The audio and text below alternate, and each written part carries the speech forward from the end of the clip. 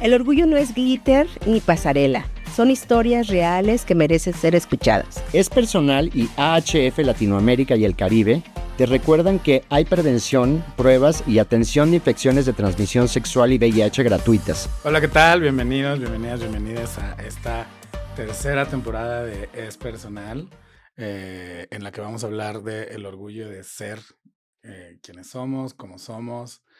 Y pues no podíamos, o queríamos más bien arrancar este primer episodio de la tercera temporada con un invitado muy especial. Entonces hoy nos acompaña un activista, escritor, pero aparte un referente histórico de la lucha por los derechos de la comunidad LGBTIQ+ en México. Juan Jacobo Hernández, ¿cómo estás? Bienvenido. Hola, bien, gracias. Pues muchas gracias por aceptar la invitación. Como escuchaste, pues en esta temporada estamos hablando del orgullo. Y a mí no se me ocurrió mejor persona para hablar del orgullo LGBT que tú, ¿no? Que alguien que, pues fuiste de los pioneros en el movimiento LGBT aquí en México. Y yo te quería preguntar, ¿cómo era vivir, ser una persona LGBT, o cómo se vivía el orgullo de ser una persona LGBT en los años 70? ¿Cómo lo vivía Juan Jacobo Hernández? Bueno, mira, digamos que yo soy un militante sui generis, en el sentido de que no viví los tormentos familiares que mucha gente vivió por ser, por ser gay, ¿no? Tuve una familia y tengo todavía una familia muy abierta y muy respetuosa, que nunca se inmiscuyeron en nuestra vida íntima, que nunca nos presionaron si teníamos novia o no teníamos novia, que a mí nunca me criticaron si yo era amanerado o no, que nunca me insultaron, que nos dieron, ¿no? un par de correazos cuando éramos muy traviesos de chiquillos, pero nunca más hubo golpes ni insultos. Entre mis padres la relación era muy respetuosa y cuando tenían querellas se encerraban en el cuarto y la dirimían. Mi padre nunca le levantó la mano a mi madre. Entonces, eso me hizo vivir una niñez y adolescencia totalmente privilegiada, libre, o sea, yo era un jotito libre. Libre de ser. De ser como soy. El entorno es el que era desfavorable. La miradita, el guiño, el codeo, el insulto así oculto porque no me insultaban de cara. Y bueno, pues sí, me irritaba, por supuesto, ¿no? Yo veía cómo trataban a otros chicos y cómo se autohumillaban, cómo se bocabajeaban, cómo los bocabajeaban, cómo los maltrataban. A mí, aparte de esos guiños y esas sonrisas insidiosas, nunca me agredieron. Entonces te digo, tengo una adolescencia y una juventud sui generis, que no cualquiera que entró en el movimiento tuvo, y lo consideré siempre un privilegio y una ventaja. Posteriormente, porque en el momento yo vivía ese privilegio y esa ventaja sin conciencia, o sea, la vivía como una cosa normal en mi vida, ¿no? Entonces, cuando yo desperté, digamos, a para involucrarme en cambios sociales, no tenía nada que ver con mi homosexualidad. Tenían que ver con la injusticia social, con el abuso de la policía, con el abuso del gobierno, con la represión, a las causas de los estudiantes, de los sindicalistas, de los profesores, de los médicos, de los ferrocarrileros. Así fue como yo empecé mi activismo. O sea, yo empecé mi activismo desde la izquierda y es un activismo social. Eh, tuve contactos en mi adolescencia tardía con grupos políticos de izquierda, sobre todo trotskistas y anarcocomunistas, que me formaron en cierta manera. Nunca fui dogmático en ese sentido tampoco. Y la conciencia, digamos, sobre la vinculación entre mi activismo y mi militancia social desde la izquierda se da a mediados, finales de los años 60. Y yo tuve mucha influencia, porque estudié letras francesas en la Facultad de Filosofía y Letras. Tuve la suerte de tener mucha influencia y mucho acercamiento con dos titanes de la liberación, que son Nancy Cárdenas y Carlos Monsiváis. Entonces yo tuve una etapa, digamos, formativa, intelectual, acercándome a ellos. Respetaba yo mucho su ingenio, su agudeza, su sabiduría. Y pues trataba yo de emular algo de lo que ellos eran. Y la conciencia, te digo, de ser homosexual, o sea, yo me acepté como homosexual a los 14, 15 años. Porque yo ya me sentía diferente, ¿no? De los demás chicos. Y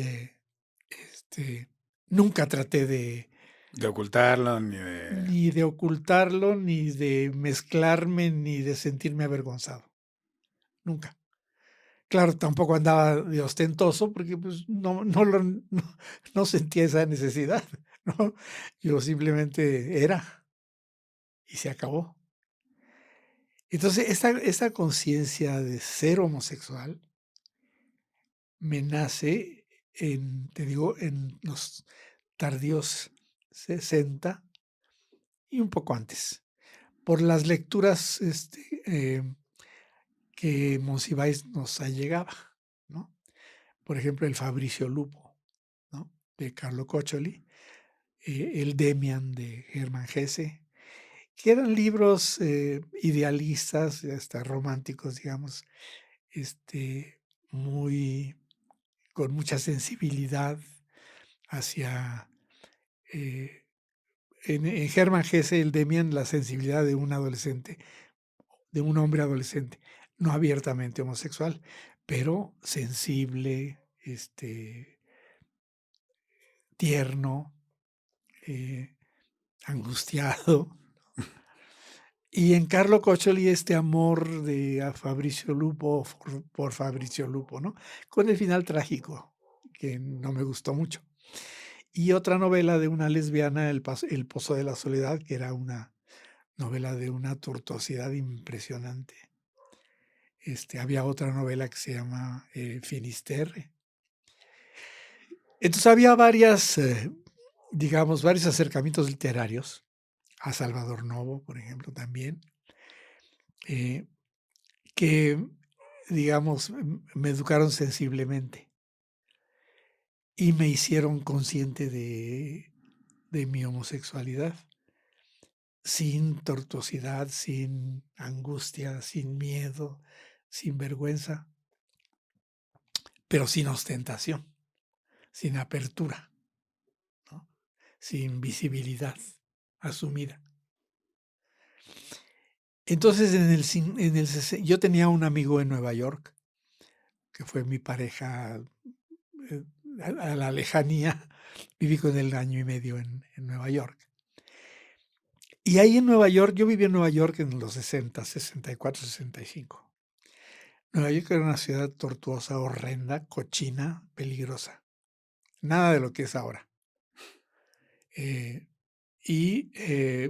Vivíamos en la parte sur de Manhattan, en una zona que es el Soho. Ahora es una zona riquísima, pero era una zona de almacenes de judíos que vendían cháchara y media, ropa vieja, muebles viejos, cháchara y media. Y que era un lugar conocido porque deambulaban muchos borrachos y muchos drogadictos. Una zona de fiesta. Una zona muy viva, muy viva. Y también estaba cercano el Village, ¿no? En donde estaba el Stonewall Inn. Yo nunca fui al Stonewall, pero en Charles Street y en unas de las calles por ahí, los hombres se paraban en las aceras, afuera de las tiendas, de los restaurantes, de los cafecitos, pues a lucirse, a mostrarse, a ligar. El ligue era por la vista, ¿sí? No había ni internet, ni Grindr, ni nada Ni de esas aplicaciones. nada. Era en la calle. Y era en los bares, había unos bares muy sórdidos, y era en los baños, y era en los cines, y era en la 42, que era el putero máximo, ¿no? Increíble. No cerraba de día ni de noche, y todo el tiempo había movimiento ahí, de prostitutas, de drogadictos, de homosexuales, de chichifos, de todo. También una zona muy rica, muy viva. Muy viva. Entonces, pues esas experiencias de ver esa manera de manifestarse, de abrirse, pues era envidiable. Dije, ay, en México no podemos ver estas cosas. Pero resulta que en el 79 surge la rebelión del Stonewall. Yo estaba en México, yo tenía un muy buen poder adquisitivo porque trabajaba en 4 o 5 escuelas todo el día y ganaba lo suficiente para viajar 2 veces al año a Nueva York. Incluso me pude comprar un departamentito en Copilco. Fíjate, más el poder adquisitivo era grande Sí, en ahorita aquellos en la años. actualidad De la madre, el comprar es ya una no cosa puedes hacer misión nada. imposible, sí. Entonces, esta posibilidad de viajar me llama mi amigo John cuando sucede la rebelión y lo leemos aquí en los periódicos y dije, ay, qué caray, mira nada más esto que está sucediendo en Nueva York. Y me dice, tienes que venir. Le dije, pues no puedo ahorita, pues estoy trabajando. Pues vente, de todos modos. Y yo fui en diciembre del 69. Y ahí vi un cambio radical en la interacción y en la manera en cómo la gente se relacionaba y cómo se dejaba ver. Homosexuales, lesbianas y travestis. Había en el Soho un edificio viejo en desuso que era una antigua estación de bomberos, con un edificio así del siglo XIX, muy de piedra labrada, muy impresionante, pero en desuso. Y los grupos que salieron inmediatamente después de la revuelta gestionaron que les dieran en comodato ese edificio. Ahora, Stonewall mucha gente lo ha romantizado. Stonewall fue una revuelta del cuerpo, donde ya la gente estaba hasta la madre de los abusos de la policía y de la mafia. Entonces, llega ese día de junio, llegaron los policías como de costumbre, porque los dueños no habían pagado su cuota de cobro de piso a la mafia. Entonces la mafia manda a la Manda a la policía policía. a hostigar, ¿no? Entonces, cuando había hostigamiento, pues la gente se iba y el bar perdía. Entonces el bar tenía a fuerza que soltarle ahí el derecho de piso a la mafia. Entonces llega la policía y empieza a maltratar a la gente, como acostumbraban. Pero ese día las locas no estaban de humor. Entonces, eh, una lesbiana les avienta una moneda de 25 centavos, un quarter, paz, y otra les avienta la cerveza, y otra loca los empuja, y se genera una batahola increíble, que ya todo el mundo conoce. Entonces, ponen el cuerpo las travestis, las negras, las puertorriqueñas, los jotos, las lesbianas, los chichifos, todo, era un bar de rompe y rasga, además muy sabroso. Nunca fui, nunca fui, pero esos bares son muy sabrosos. Entonces echaron a la policía, les quemaron 3 patrullas y la rebelión duró 3 noches. Entonces fue la primera rebelión del cuerpo que yo tenga memoria, a partir del cuerpo homosexual, ¿no? Eh, y entonces, pero fíjate, el hecho de que hayan salido inmediatamente después de la rebelión los grupos politizados es que ya venían trabajando desde hacía mucho Para... estos grupos, ¿no? Desde hacía mucho, desde hacía 10 años, cuando se funda la Sociedad Mattachine, que es la primera organización homosexual en Estados Unidos. Y eso que fue como en los 50. En los 50, durante el macartismo, además, ¿no? En la época más dura de la represión macartista, anticomunista, antidisidencia, etcétera. Bueno, entonces viene esta rebelión, salen los grupos, gestionan el espacio, te lo estoy contando así en telegrama, Sí, claro. y cuando yo llego a ese lugar y te das cuenta de cómo han transformado un edificio en desuso y abandonado en un centro comunitario, en donde por primera vez ves talleres sobre salud, talleres sobre empoderamiento de ser homosexual, lesbiana o travesti, talleres de manualidades, grupos de discusión, grupos de actividad artística. Sí, me quedé deslumbrado. Y dije, esto nunca va a pasar en México. Sería bueno que pasara en México, ¿no? Coincidentemente, en esos mismos años, ese mismo año y el año siguiente, Nancy Cárdenas y Carlos Monsiváis viajan a Estados Unidos, Nancy a hacer una maestría en teatro en Yale, en la Universidad de Yale, y Carlos a ser fellow, o sea, lector de literatura iberoamericana en la Universidad de Essex, en Londres.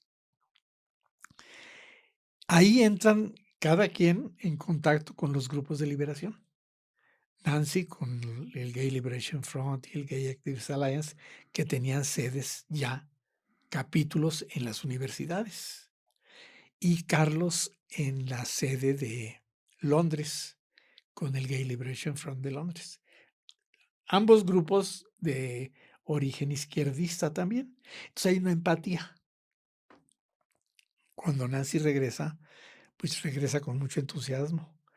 Y con Carlos intercambian materiales, materiales que en nuestra vida pensamos que pudieran existir en México. Ese contacto con el movimiento norteamericano, a través de la mirada y de las acciones de Nancy y de Carlos, moldean de una manera más determinante mi ser homosexual. Y se habla mucho ahora del orgullo, etcétera. Nosotros Sí. no hablábamos mucho de orgullo. Hablábamos de recuperar la dignidad humana. Hablábamos de recuperar la ciudadanía. Hablábamos de recuperar los derechos humanos. ¿Sí? El tema del orgullo, que es el grito de Stonewall, Gay Pride, copiado del movimiento norteamericano Black Pride, orgullo negro, y el orgullo gay, permea posteriormente en México. En México, incluso las primeras militancias de los 71 al 73, estábamos más centrados, te digo, en la recuperación de la ciudadanía y de la dignidad humana. No nos sentíamos orgullosos con esa palabra, ¿no? Aunque era casi lo mismo, ¿no? Entonces, de ahí me construyo ya como un hombre, digamos, digno y con derechos, que después se traduce en el orgullo homosexual. Me parece bien interesante lo que dices porque, por ejemplo, personas LGBT de mi generación, creo que nacimos también con un privilegio, ¿no? En donde de pronto te identificas como una persona gay o una persona lesbiana o una persona trans y entonces de pronto es claro, vamos a ser orgullosos quienes somos y eso no se hablaba, o sea, no siempre fue orgullo, ¿no? No, claro.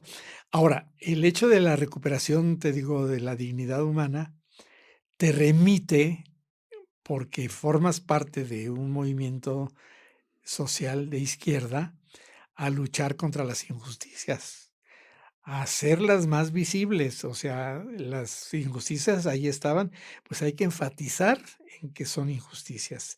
Hay que enfatizar en que no tenemos que tolerarlas. Hay que enfatizar en que tenemos que luchar en contra de esas injusticias. Hay que enfatizar en que somos ciudadanos y tenemos derechos y arrebatarlos. Y todo esto es en un contexto muy difícil en México.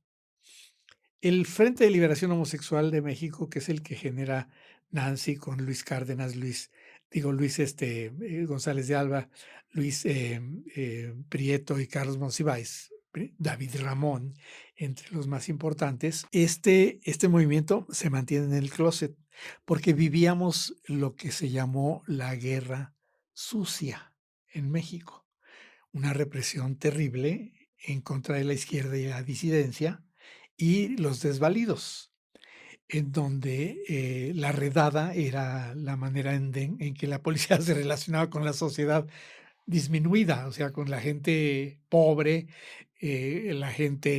los borrachitos, los vagos, ¿no? Los homosexuales, las prostitutas, ¿no?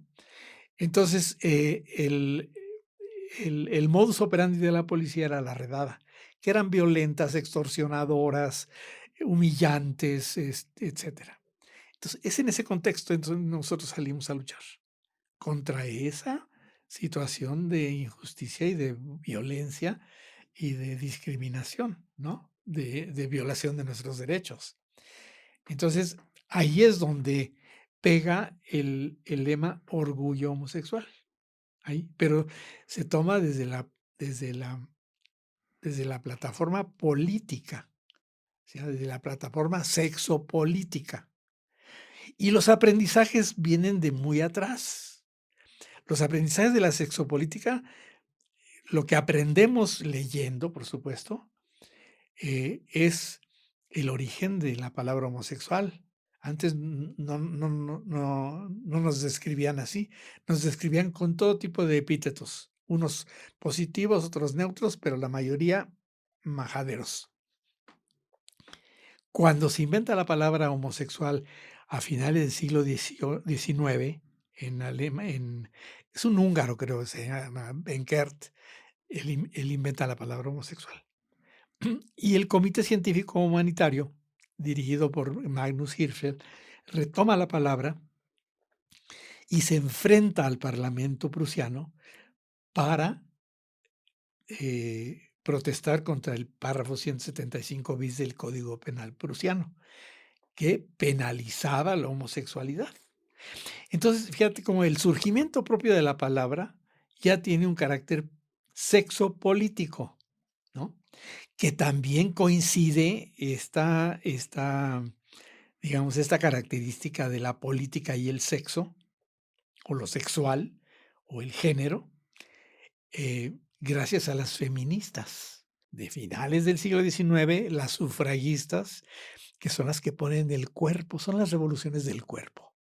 Las Sí, que revoluciones. vienen todas estas consignas, ¿no? De no hay libertad política si no hay libertad Esas vienen sexual. sí, posteriormente, pero el origen está fíjate, en Europa, y en esos En la grupos, sexopolítica. los grupos homosexuales en torno al Comité Científico Humanitario, los grupos feministas, posteriormente con los grupos de hombres y mujeres afrodescendientes, donde reivindican la negritud, y con el movimiento hippie, que reivindica el, el final del patriarcado, o sea, el inicio del final del patriarcado, que no funciona todo el tiempo, pero son los primeros hombres que renuncian a ser machines. Y con los movimientos del cuerpo de los estudiantes en el 68. Entonces hay toda una serie de antecedentes que nos nutren a nosotros, ¿sí? Entonces, por eso es que el carácter y el origen del movimiento en México es sexopolítico, es de izquierda, es de reivindicaciones sociales, ¿sí? Entonces, ese origen ya se perdió. Eso, eso ya ahora no lo tienes, porque ya ese río fluyó, esas aguas ya están en otro lado. Y por ejemplo, obviamente en ese momento no se hablaba de orgullo, pero ¿en qué momento recuerdas tú que se empieza a hablar del orgullo En homosexual y los, el set- en orgullo los, LGBT? en los 70s, a mediados de los 70s es cuando se empieza a, a manejar el término. Y cuando llegó aquí a México, que fue para el 79, que fue la primera marcha aquí en México. No, en México llegó, te digo, desde antes, desde el 73, 74 ya se hablaba de orgullo, los pequeños grupos que existíamos, que no éramos visibles.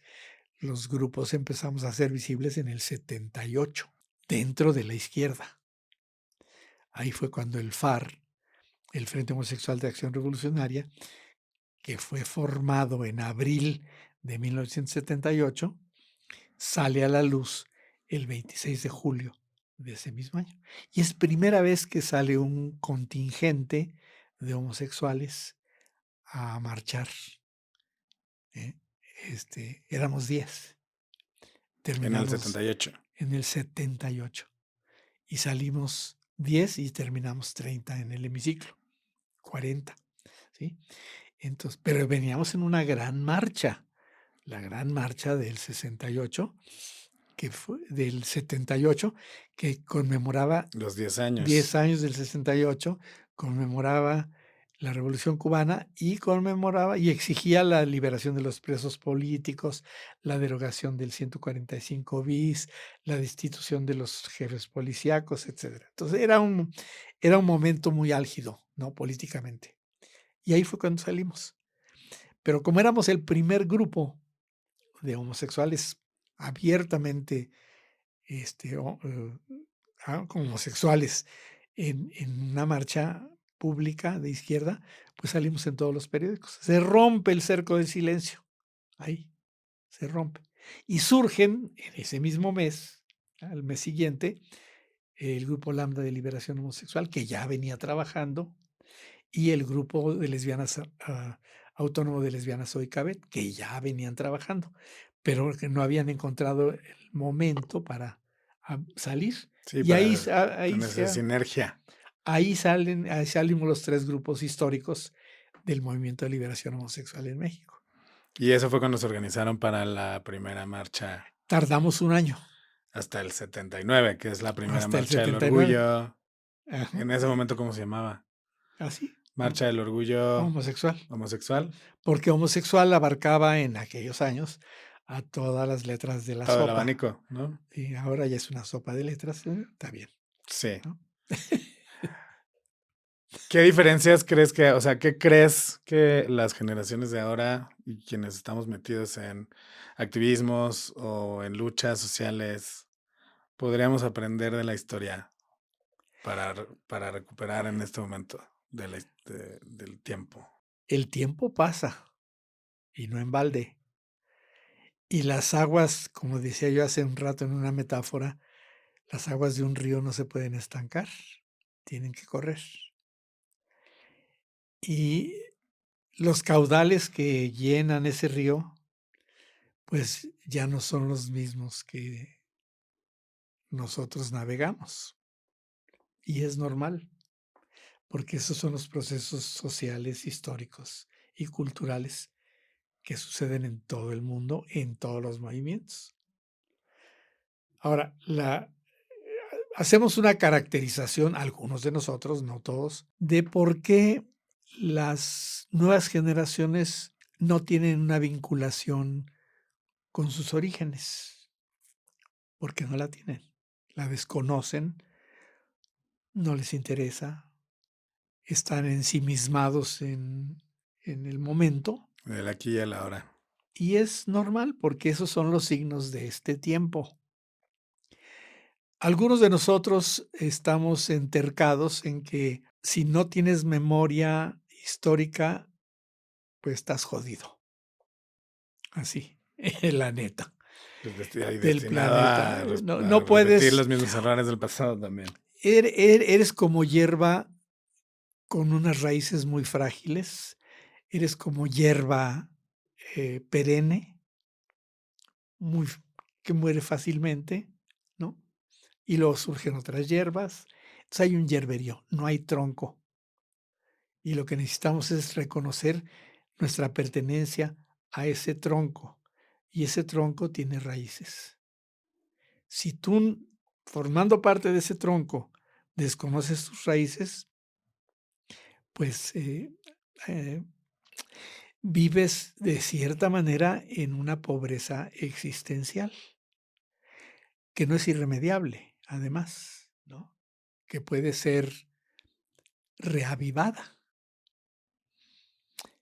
Y hay varias iniciativas de recuperación de la historia, porque creemos que es importante que se recuerde. Y la importancia de la recuperación histórica está aquí a la vista. Mira, cada 17 de mayo, en todo el país, porque ya hay grupos en todo el país, en muchos municipios, en la mayoría de las capitales de los estados ya hay movimiento, Sí, hay grupos. Pues mira, el 17 de mayo, que es el día de la Ley Internacional contra la contra homofobia, la bifobia, transfobia, sopa de lesbofobia. letras, Sí. ¿no? Ese día, como moscas en la miel, te caen periodistas, estudiantes, policía, funcionarios, curiosos, medios de comunicación, televisión, radio, bloggers. ¡Pum! Caen a preguntarte las mismas cosas. ¿Cómo surgió? ¿Para qué están en esto? Y lo peor del caso es que en la mayoría de, de las ciudades, estos grupos LGBTQI más son analfabetas históricos, no tienen memoria. Todo es la inmediatez, es a partir de que surgieron o recordando alguna cosita. Y lo que hacen es declarar inexactitudes, por decirlo de una manera suave, ¿no? Y cuando declaras inexactitudes o cuando declaras cosas flojas, sin sustento, la prensa las retoma y repite inexactitudes y repite blandengueses y repite desinformación, ¿sí? Entonces, ¿qué se necesita? Pues que haya un instrumento que ilustre, que informe, que forme. ¿Actualmente existe algún documento No, que no existe? existen miles, no hay que ser injustos. Ah, bueno, pero tienes que tú hacer una investigación por Claro, aquí, investigación por allá. ándale. ¿Y tú la vas a hacer? Cuando Sí, pues hay que tener muchas ganas para. te vas a leer 4 tesis sobre el movimiento, 50 o 500 artículos en revistas científicas, vas a leer los diarios de los recortes de los diarios de los periódicos. No, ¿no? Vas a ver las entrevistas que se les han hecho a decenas, cientos de personas en la televisión. No, ¿qué se necesita? Algo que resuma, algo que se necesita un documento de divulgación que te hable desde los orígenes, pues, que te hable primero de los antecedentes. No siempre fuimos homosexuales, como nos llamaban los antiguos, ¿no? Cuiloni, ¿no? Mampo, etcétera, ¿no? No nos decían homosexuales, ni lesbianas, ni no binarios, no, no, no, ni travestis, ni transgénero. Nos decían insulto y medio. Y existíamos negativamente, ¿sí? Solamente. solamente. Viene el parteaguas del que te conté hace rato, donde ya tenemos nombre, ya somos Sí, homosexuales. ya. Bueno, en aquel entonces éramos homosexuales, ahora ya se diversificó, ya somos homosexuales, somos lesbianas, somos transgéneros, somos transexuales, somos no binarios, somos asexuales, somos etcétera, ¿no? Ya se abrió el abanico de nuestra existencia social, política y cultural, ¿sí? Pero no existe, digamos, una guía, ¿no? Que ilustre a los propios jóvenes homosexuales, LGBTQI más, para que se vean reflejados en ese tronco. Sí, claro. Yo soy parte de esto. Yo tengo estas libertades porque hubo este transcurso histórico, porque sucedieron estas cosas antes que yo naciera, ¿sí? Porque estos derechos que tengo antes no los tenía, o si los tenía no los podía ejercer, ¿sí? Porque antes las familias en general nos echaban a la calle, ahora ya son menos las familias que echan a la calle. Antes la policía te extorsionaba, te maltrataba, te sigue extorsionando, te sigue maltratando, pero no de la manera como era antes. ¿Pero por qué sucedió esto? ¿Sí? ¿Por qué soy beneficiario de estos derechos? ¿Por qué soy Sí, hay mucha beneficiario? gente que no lo sabe, Que ¿no? no, entonces hay en Que eso, antes de eso platicábamos, o sea, actualmente, por ejemplo, en la celebración del orgullo, que es la marcha en junio, hay mucha gente que va a pasarla bien, ¿no? A sí, celebrarse a sí misma y celebrar qué su bueno, identidad y su orientación en la marcha, que yo también creo que está increíble y que es parte de, sí, pero creo que sí sería importante buscar una manera de poder compartir toda esta memoria histórica, pues tal vez de una manera resumida, agradable, agradable, que la gente lo lea y que obviamente también haya material para la gente que quiera leer todo, ¿no? así es. Pero que sí existiera esta opción de poder acercarte, porque justo, ¿no? O sea, investigas y pues se encuentran artículos, se encuentran cosas, se encuentran entrevistas, por ejemplo, ¿no? Que te hacen Sí, a ti, entrevistas que hacen a ciertos personajes históricos, pero no hay tanto, o sea, no existe este material. sí, no existe. No existe y tiene que existir. Entonces, nosotros estamos trabajando en ello desde hace ya un par de años. Y muy pronto va a haber ya los primeros avances, ¿sí? Los primeros avances en ese sentido. Me preguntabas hace rato fuera de cámara, Ujú. en qué trabajaba. Sí, Pues trabajo en eso precisamente, súper. con el propio recurso que tengo de mis pensioncitas, trabajo en eso, trabajo en la recuperación de los archivos históricos, ¿sí? Hay muchos archivos en México, ¿no? Pero el nuestro tiene la característica de que son los documentos del principio, ¿sí? Ahí estamos nosotros centrados. Y hay otros archivos que tienen otro enfoque muy válido y muy interesante, pero el nuestro es precisamente los archivos históricos. Y estamos trabajando en eso y en la recuperación bueno, y en la edición de un atlas.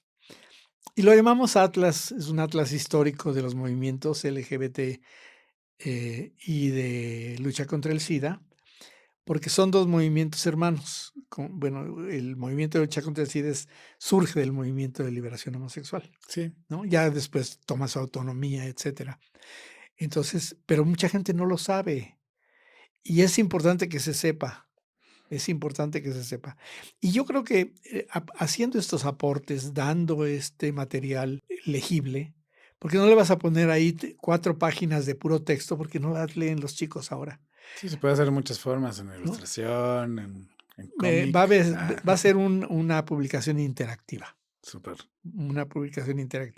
con referencias sólidas de dónde tomamos la información y con participación amplia. O sea, el hecho de que yo sea editor no quiere decir que yo soy el único que va a hablar. Yo voy a editar, yo voy a orientar junto con un grupo de historiadores, ¿sí?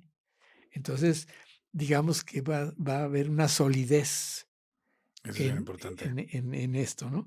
Y el producto tiene que ser un producto agradable, tiene que ser un producto eh, atractivo que los chicos, las chiques quieran leer, quieran verse reflejados ahí en esos materiales, ¿no?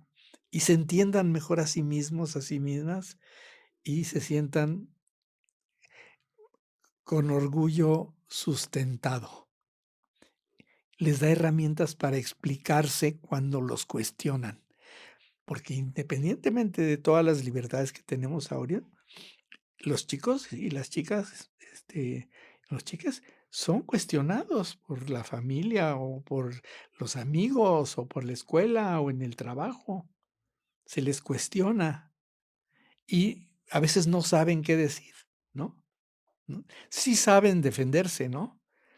Pero necesitan más herramientas Necesitan información sólida. porque eso generaría un cambio en las mentalidades también, Sí, ¿no? definitivamente. Sí. O sea, ahora decías esto, la lucha del orgullo LGBT va de la mano con la lucha con el SIDA, que a mí me Sí. parece bien importante tocar ese tema un poquito en el tiempo que nos quede.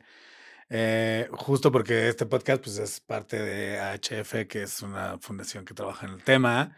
¿Y cómo fue para ti esa lucha conjunta entre pues, el orgullo de ser quien eres, pero al mismo tiempo la gente estaba muriendo? El SIDA nos tocó en lo personal, en lo íntimo, a muchos de nosotros. Vimos enfermar y agonizar y morir a nuestras parejas, a nuestras amistades. Vivimos en un tiempo de desazón, de miedo, de incertidumbre, de vergüenza, discriminación y estigma que no se ha vivido en la actualidad. Así de chiquitito en COVID. En COVID hubo una ola de terror, pero fue generalizada, Sí, no ¿sí? fue de un No sector de la fue población exacto. específico. Entonces, el hecho de que hayamos atestiguado tanto dolor y tanta muerte, eh, y y tanta desesperanza, porque no había nada. VIH era igual a muerte. SIDA era igual a muerte, literal, ¿sí? Era literal eso. SIDA igual a muerte. Entonces, el hecho de que el SIDA arrasó con la militancia, eh, mm, pero como éramos una militancia fuerte, consciente, bien formada y bien informada, lo que hicimos fue, como ya estaban muriendo los militantes, ya el movimiento había perdido también impulso por contradicciones internas o lo que tú gustes y mandes, pero lo que estaba sucediendo ahorita era la defensa de la vida propia y la vida de tus congéneres. A fuerza tenías que responder, a fuerza tenías que responder. Entonces, ante la quietud del Estado, ante la inacción del Estado, ante la renovación de la homofobia social, dijimos, pues no nos podemos quedar aquí. ¿De qué sirve todo el movimiento que hicimos si nos vamos a dejar aquí como corderitos a que vuelva la homofobia, a que vuelva la desatención, a que se nos mate impunemente, ¿no? Y entonces fue que así que surgen los grupos liderados por las personas viviendo con VIH, que es esa fue la gran diferencia en ese movimiento. Y fue, haz de cuenta, el paralelo del movimiento de liberación homosexual que estaba liderado por homosexuales, lesbianas y travestis, ¿sí? Entonces, igual acá, ¿quiénes eran? Las personas viviendo con VIH, homosexuales o no, hombres y mujeres, ¿sí? Esta característica, digamos, de tomar la lucha en sus propias manos y abrirse, imagínate lo que los paralelos son increíbles, ¿no? Cómo te abres socialmente siendo homosexual en un entorno discriminatorio, homofóbico, y cómo te abres viviendo con VIH en un entorno de miedo, de terror, de señalamiento, de vergüenza, de desatención. Eran unos paralelos increíbles, ¿no? Y por eso, Y que bueno, actualmente hay personas que siguen viviendo esas realidades. Ya es mucho menos porque no es el común, ¿no? tanto en un aspecto como en el otro. Sí. O sea, no hemos avanzado lo suficiente, no ha arraigado lo suficiente. Y mucho tiene que ver porque ya no existe la crisis de salud y la mortandad tan visible como la había antes. Igual que en el movimiento de liberación homosexual, ya no existe ahora las redadas ni la persecución. Existe la homofobia, etcétera, pero no de manera crítica, ¿no? Y además sí existe, pero concentrada en las mujeres transgénero, contra las Sí, mujeres los crímenes de transgénero. odio contra las personas trans, ¿no? Pues ahí siguen, ¿no? Entonces, estas dinámicas de avance, retroceso, ¿sí? Son muy interesantes, y sobre todo cuando hablamos de la lucha contra el SIDA, porque la conciencia se está perdiendo entre los jóvenes y sigue habiendo infecciones, sigue habiendo transmisión, ¿sí? Aunque ya es controlable por los medicamentos, pero sigue habiendo, ¿no? Y sigue habiendo estigma en los servicios de salud y sigue habiendo desabasto en la provisión de de medicamentos. medicamentos, ¿no? Entonces, es un tiempo bien interesante el que estamos viviendo, ¿eh? Nos queda 2 minutos, entonces si fuera por mí nos quedaríamos aquí 3 horas platicando. Pero me gustaría cerrar preguntándote. Yo hace poco hablaba con alguien sobre la marcha, ¿no? Y decía, pues es que pues, sí, a la marcha vienen las personas que quieren celebrar su identidad, vienen a festear, pero también hay gente que marcha con mucha rabia, ¿no? Por la situación que está viviendo, por la situación personal, ya sea que mataron a un familiar suyo, lo que sea, ¿no?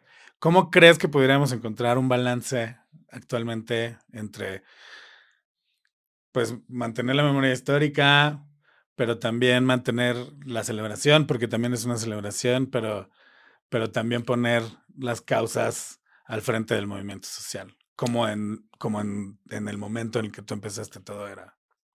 Mira, este desequilibrio va a seguir algún tiempo. Eh, y en la medida en que haya mayor conciencia en la gente, en la medida en que haya grupos que manejen de una manera decente y no comercialista la participación en la marcha, en esa medida se tiene que ir erosionando la indiferencia, el abuso, el oportunismo, el agandalle, o la inconsciencia. Pero es un desequilibrio, digamos, por desgracia, también yo insisto, signo de este tiempo. Y este péndulo, pues los péndulos van de izquierda a derecha, de extremo a otro extremo.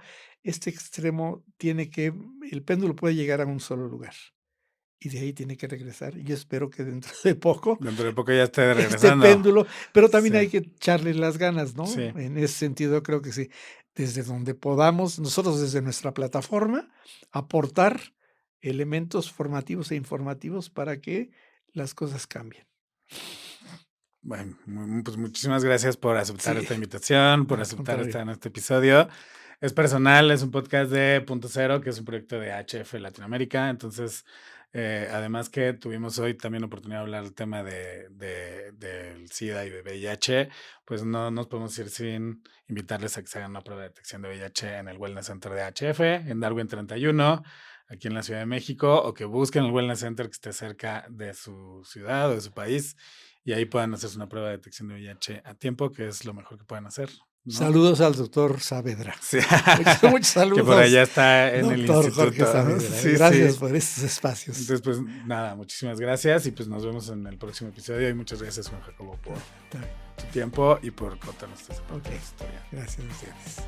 Presentado con el apoyo de AHF Latinoamérica y el Caribe, donde la prevención y la atención gratuita de infecciones de transmisión sexual y VIH están al alcance de todos.